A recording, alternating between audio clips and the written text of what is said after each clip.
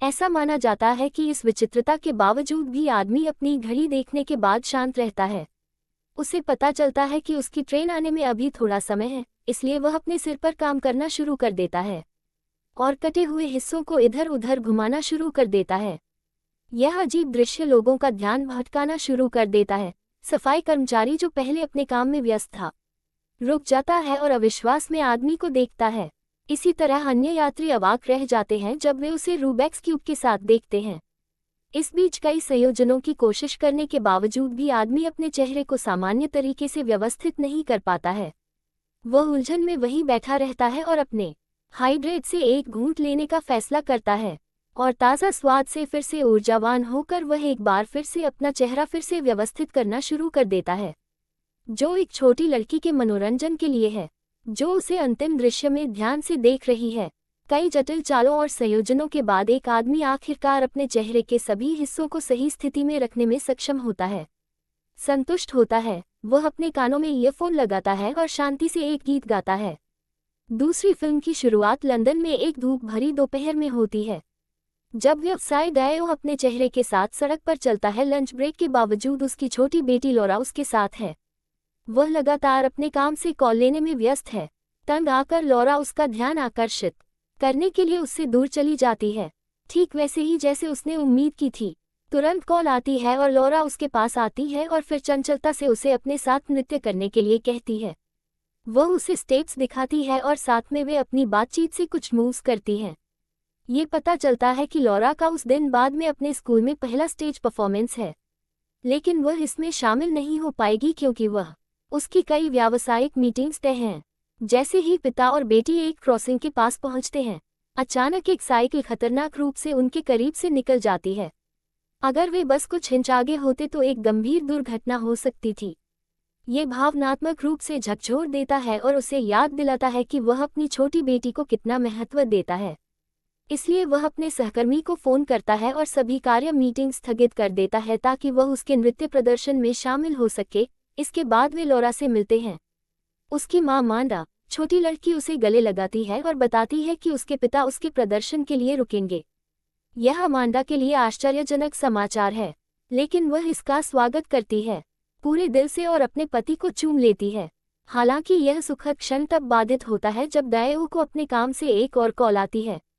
जैसे ही वह एक पल के लिए दूर जाता है, उसके पीछे के लोग अचानक घबरा जाते हैं और तितर-बितर हो जाते हैं। वह पीछे मुड़कर देखता है कि एक आदमी खून से लथपथ चाकू के साथ पूरी तरह से काले कपड़े पहने हुए है, कानून के सामने। मैं और अमांडा डायोड उस आदमी को कुछ न करने के लिए कहते हैं, लेकिन ये बहरे कानों पर पड़ता है। फिर आदमी अमांडा को चाकू मारने के लिए आगे बढ़ता है। वह चाकू से बचने में सफल हो जाती है, लेकिन ये लॉरा को और भी भयानक तरीके से मारता है। आदमी नीचे फेंकता है, शरीर किनारे से नीचे की ओर, नीचे दिए गए वास्तविक ग्राफिक पर, और चौंक गया डायल हमलावर के पास जाता है और अपनी बेटी को पुकारते हुए उसे नीचे गिरा देता है। इस बीच एक दिन अमांडा अपनी बेटी को किनारे से गिरते हुए देखती है और उसके पीछे जाने की कोशिश करती है। दुर्भाग्य से वह गिरकर मर जाती है। एक पूरा साल बीत चुका है और चाकू मारने की घटना में आदमी को जूरी द्वारा दोषी ठहराया जाता है। डायो ने अब अपनी पिछली नौकरी छोड़ दी है और एक राइड शेयर ड्राइवर के रूप में काम करता है। हालांकि वह संकट प्रबंधन विभाग से कल्याण जांच को अनदेखा कर रहा है। इसके बजाय वह अपना खाली समय सहेजी गई आवाज़ सुनने में बिताता है। इस बीच उसके फ़ोन पर अमांडा के संदेश आते हैं। वह सभी तरह के यात्रियों को उनके गंतव्य तक पहुंचाता है। एशियाई प्रत्येक यात्री अपनी कहानियों के साथ कभी कभी उनकी दुर्दशा भावनात्मक स्तर पर उसके साथ प्रतिध्वनित होती है, लेकिन वह बस अपने दिन को आगे बढ़ाने की कोशिश करता है। वह ऐसे लोगों से भी मिलता है जिनकी मानसिकता पहले काम करने की होती है, जैसा कि वह अतीत में करता था, और हर बार उसे एहसास होता है कि वह कितना मूर्ख था जो उसने ऐसा सोचा था। एक सुबह वह अपनी बेटी के जन्मदिन पर अपने परिवार की एक तस्वीर देखता है। वह एक पार्किंग स्थल में इंतजार कर रहा है जब एक जोड़ा उसके वाहन के पास आता है, क्योंकि उन्होंने उसे घर जाने के लिए बुक किया था। उनके साथ उनकी छोटी बेटी है जो उसे लॉरा की याद दिलाती है। ये जोड़ा प्रभावशाली है और अपनी यात्रा के दौरान लगातार बड़ा होता है। वह लड़की पर एक सहानुभूतिपूर्ण नज़र डालता है अपने रियर व्यू मिरर के माध्यम से, जबकि उसके माता पिता बहस करना जारी रखते हैं। इसके तुरंत बाद वे आखिरकार घर पहुंचते हैं और माता पिता को सामने के दरवाजे पर जाना पड़ता है। जबकि उनकी बेटी कार में पीछे रह जाती है। डायोड पीछे से उनका सामान लेता है और कहता है कि उनके गेट पर बैठो, फिर पीछे मुड़कर लड़की से पूछता है कि क्या वह अंदर जाना चाहती है। वह अनिच्छा से बाहर निकलती है और गेट की ओर चलती है, लेकिन अचानक वह पलट जाती है और गले लगा लेती है। वो पीछे से उसे भावनाओं से अभिभूत करता है और वह रोते हुए फर्श पर गिर जाता है। लड़की लौरा की तरह दिखती है और उसके गले लगने से इस क्षण के बाद उसके आंतरिक कोर के बाढ़ के द्वार खुल गए। शोक की लहर दौड़ गई। ओह, ऐसा महसूस हुआ या और उठकर वह अपनी कार में वापस चला गया। ऐसा लग रहा था कि उसके पास थोड़ा नया दृष्टिकोण है और आगे जो भी आएगा उसका सामना करने का आत्मविश्वास है। तीसरी फिल्म की शुरुआत तब होती है जब टिम्बर वुड्स अपने बंगले पर पहुंचता है और पाता है कि उसका साथी हैरी होप बिस्तर पर लेटा हुआ है और अपने सामान्य स्वभाव से अलग अजीब व्यवहार कर रहा है। हैरी फुसफुसा रहा है और पूरे शरीर पर पसीना आ रहा है। वह टिम्बर को बताता है कि एक टोकरा और बेहद जहरीला छोटा सा सांप बिस्तर पर लुढ़क गया है और अब उसके पेट और चादर के बीच सो रहा है।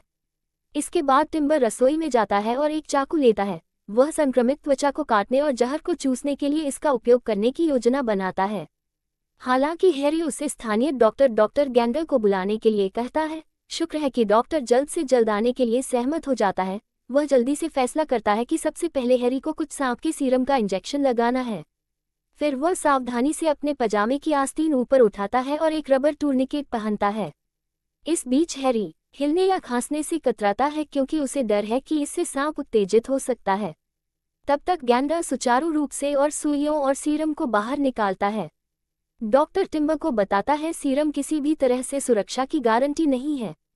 एक संक्षिप्त चर्चा के बाद वे सांप को बांधने का फैसला करते हैं और फिर अंदर जाते हैं और हैरी के नीचे गद्दे को भिगोने के लिए क्लोरोफॉर्म का उपयोग करते हैं। ये प्रक्रिया पीड़ादायक है और इसमें लंबा समय लगता है।